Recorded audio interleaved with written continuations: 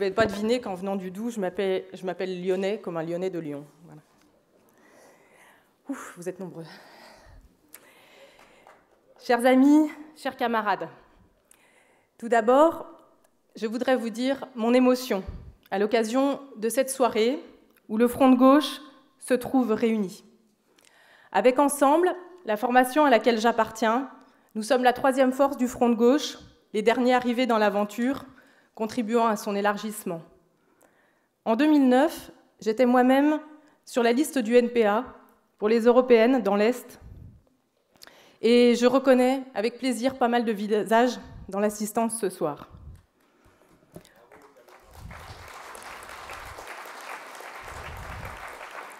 Aujourd'hui, comme beaucoup, nous avons rejoint le Front de gauche.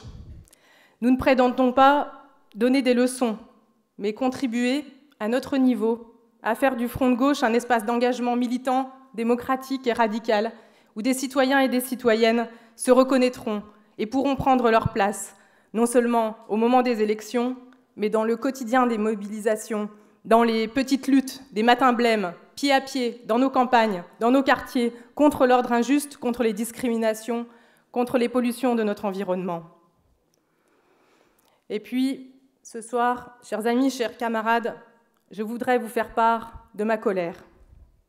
Ma colère, c'est celle de ma génération, qui a grandi et qui a été éduquée avec la belle idée d'Europe comme horizon, qui a milité avec vigueur et dans l'unité contre cette énorme arnaque que constituait le traité constitutionnel européen en 2005.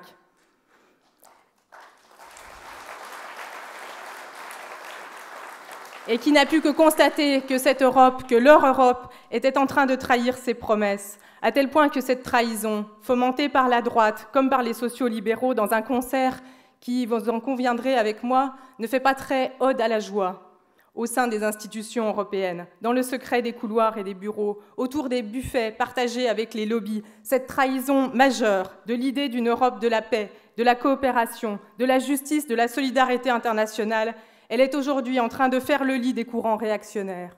Contre le droit des femmes à disposer de leur corps en Pologne, en Espagne, en Irlande, contre l'indispensable protection et les droits des travailleurs, quelle que soit leur origine. Une Europe qui laisse des réfugiés se noyer à ses portes et devient une forteresse pour les humains, tandis qu'elle s'ouvre aux capitaux sans regarder à leur origine parfois douteuse.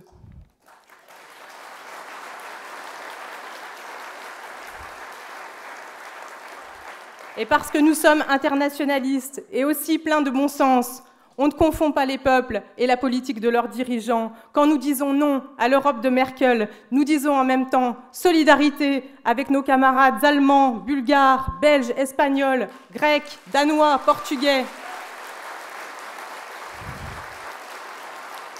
Contre les puissances capitalistes de la finance et les multinationales, contre nos propres gouvernements et patronats nationaux, car nos intérêts de peuple, de travailleurs, de travailleuses sont communs face à la prédation des exploiteurs et des accapareurs. C'est cette construction technocratique, antidémocratique, injuste qui permet aujourd'hui le retour en force d'idéologies nauséabondes. Et ils auront beau jeu au lendemain des élections, ceux qui fabriquent le prêt-à-penser d'opinions toutes faites, de s'étonner ensuite du taux d'abstention ou de la montée du Front National.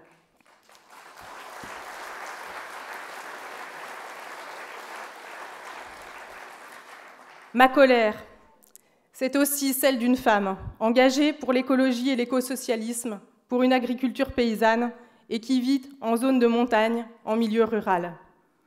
Dans les directives et règlements européens, qui de fait régissent une grande partie de nos vies quotidiennes, il y a beaucoup de belles intentions et beaucoup de contradictions et de déceptions à l'arrivée. La fin programmée des paysans, broyés par la course à la compétitivité mondiale, remplacés par des agri-managers employant de la main-d'œuvre exploitée. La pollution de notre environnement, de notre air, de notre eau, à laquelle l'Europe répond par un marché des droits à polluer et par toujours plus de productivisme. Ainsi, la fin théorisée par ce qu'on appelle la fracture territoriale, de zones de vie rurale, de services publics, de tissus industriels, se trouve validée, voulue, cyniquement planifiée à travers les traités et directives européennes. Et notre région, l'Est de la France, est particulièrement concernée.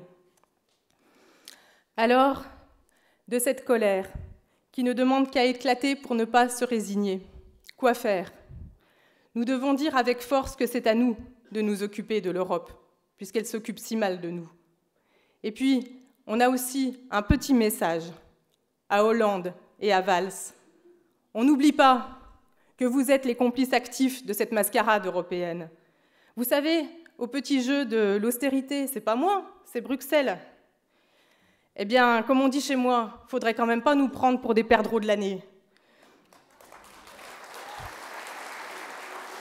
On a bien compris qu'ils sont les relais, voire les instigateurs zélés des politiques d'austérité. Alors, à l'occasion de ces élections européennes, on ne va pas se laisser intoxiquer par leurs larmes de crocodile et leur propagande indécente.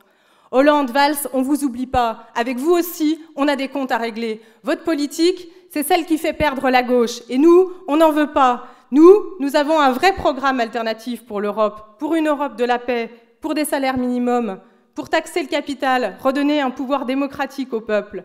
Ça s'appelle la gauche de combat, de résistance. Ça, c'est une gauche et un vote utile.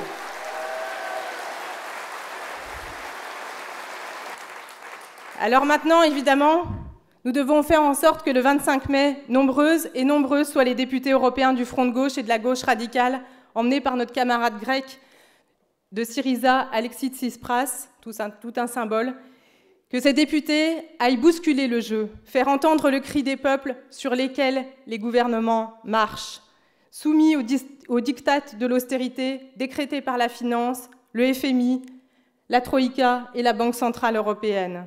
Des députés qui, comme notre camarade Gabriel Amar, ne craignent pas d'affronter les lobbies et les multinationales, de se battre pour les faire reculer, des élus du peuple qui feront sortir des cartons et des ambiances compassées les projets honteux de traités et d'accords sur le dos des populations et des travailleurs, des élus qui se mêleront aux mobilisations sociales, écologiques et démocratiques, encourageront le lien entre les jeunes, les chômeurs, les femmes, les étrangers, toutes celles et ceux qui payent le prix fort des politiques d'austérité. De cette colère, saine, forte, belle, en reprenant les mots d'un personnage célèbre de Victor Hugo, voilà ce que nous avons à dire à la face des institutions européennes du XXIe siècle. Le genre humain est une bouche, et nous en sommes le cri. Dans les couloirs de la Commission, du Parlement européen, puissants, vous profitez de la nuit, mais prenez garde. Il y a une grande puissance qui s'appelle l'aurore, et nous en portons les lueurs. Oui, il nous marche dessus, il nous piétine. Chers amis, chers camarades, le moment est venu de leur montrer que nous sommes le peuple, les peuples qui marchent, pas ceux sur lesquels on marche. Dans l'Est, en France et en Europe, maintenant, place au peuple.